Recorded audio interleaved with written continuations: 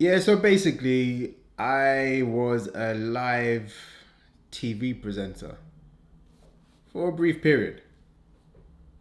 Yo, what's going on, guys? Welcome back to another video. Today's a bit of a story time, but with a meaning. I've been wanting to talk about this for ages. At the time it happened, I couldn't talk about it. It was to do with TV, but basically, here's how it started. So it was January 2017. I just got back from doing the YouTube Next Up. So I won that competition, went and did the boot camp. Is basically learning how to grow your YouTube channel. I had been stuck on 70,000 subscribers for the longest time. Coming out of that boot camp, I said to myself, I'm gonna step out of my comfort zone. I'm gonna do things which I wouldn't normally do. But at that time, it was a very stressful period. Elijah was about to turn 2. He would have turned 2 that September. And I was just thinking, I need something to hit.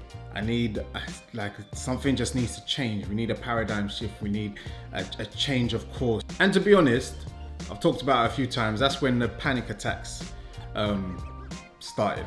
But moving on, I got this email and they were like, oh, we've seen your YouTube stuff. We love your personality. We think you'd be good if you cast for this show.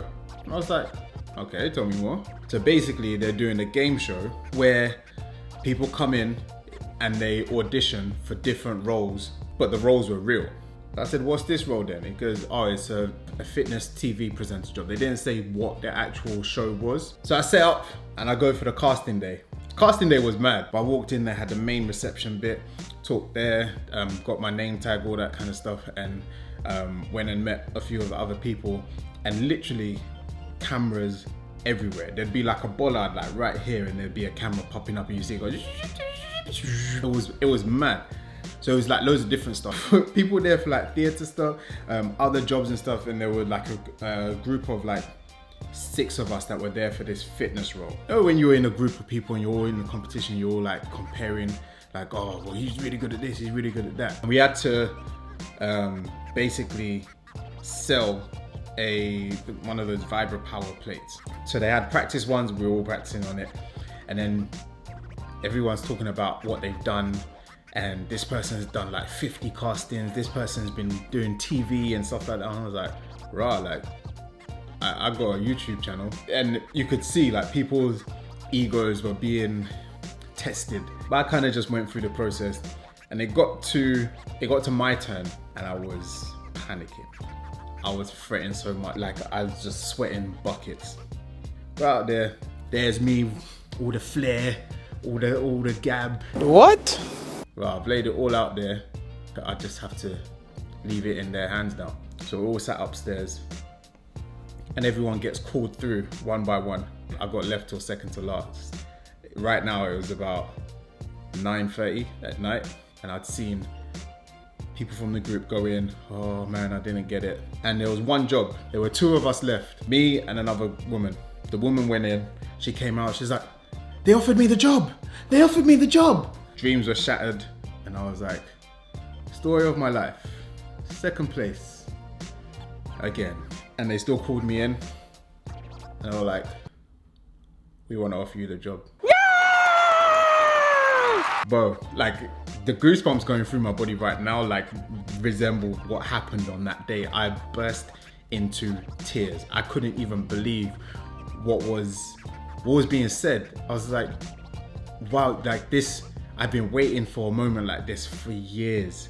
I've been working, and I've been waiting for a moment like this for years. Thank you. And she was just, like, you could see it in my face. And it turns out that I wasn't second place. They always wanted a guy and a girl, but they just didn't want to put that in the thing. So I was like, so I called Naisha and I was like, I got it. And it was like, I could feel through the phone, like the stress being relieved, like it was just.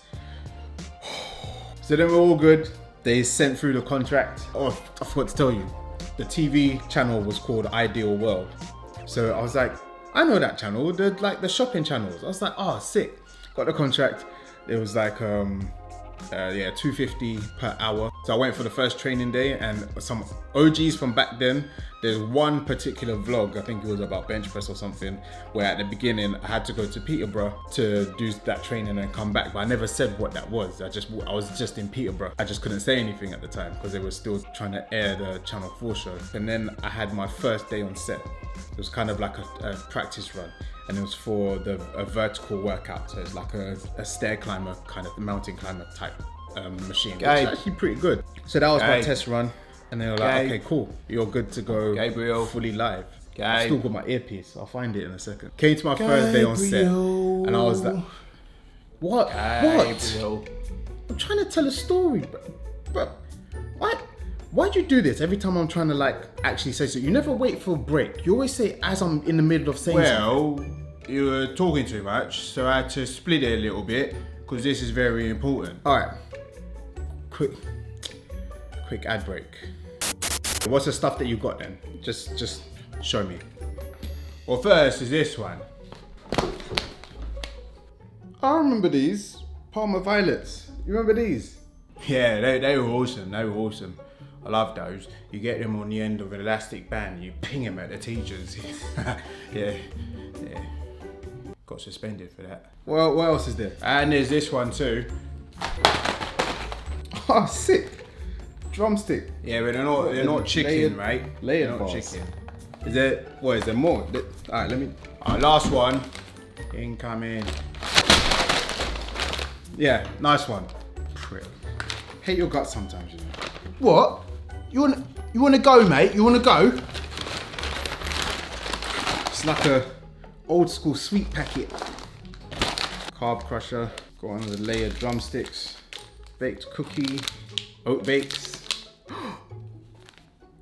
Love hearts. Who remembers this? Who remembers this? Those were my favourites too. I like those. I really did. Refreshers, yes. Palmer Violet and drumsticks. Oh, that smells so nice. This is a blast from the past for real. I want to try the refreshers. What's all this for anyway then? Why does My protein's birthday, remember? Oh snap! 16th yeah, it's the birthday. It's the birthday. Yeah. Sweet 16. To let it settle a little bit. Let's try the drumstick. That actually tastes like drumsticks. I didn't think they could do it. Alright, let's try this. Boozy. What, mate? Is it good? Is it good? Is it good? Is it? I'm going to enjoy this very nostalgic beverage, and then we'll get back to the. Oh yeah, you know all this is on a website, right? And our code I think is like 47% off or something like that. Yeah, that's pretty sick. That's pretty sick. So my first proper live day was promoting an electric bike.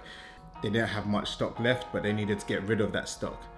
Finished the live show, they were like, "Wow, we actually sold everything." I was like, "Boy, like first gig in the bank and killed it." Then they invited me up to promote. They wanted to do like a DVD series of it was called an aqua tube, like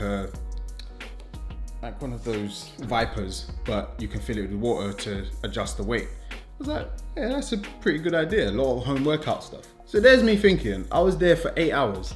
I was thinking, rah, so that means I've just racked up 8 times 250. Like that's what, 2K?